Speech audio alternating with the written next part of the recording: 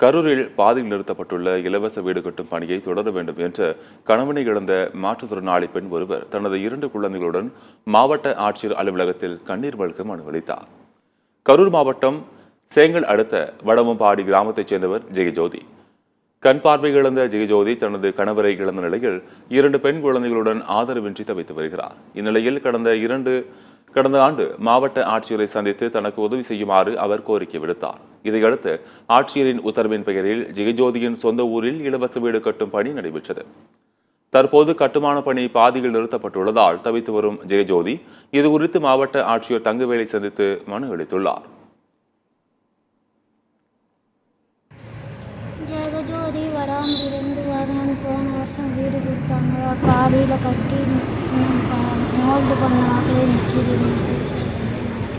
இப்போ சேர்த்தா அங்கே மேற்க வீட்டில் அங்கே அண்ணன் வீட்டில் தான் இருக்கிறோம். அவங்களும் வெளியில் போகிறாங்க. எங்களுக்கு ஆள் ஆனால் எங்களுக்கு யாருக்கும் பார்க்கறதுக்கு ஆள் இல்லை. வந்து இந்த இப்போ கூட உடம்புக்கு முடியாமல் கிடக்கும். எனக்கு யாருமே இல்லை.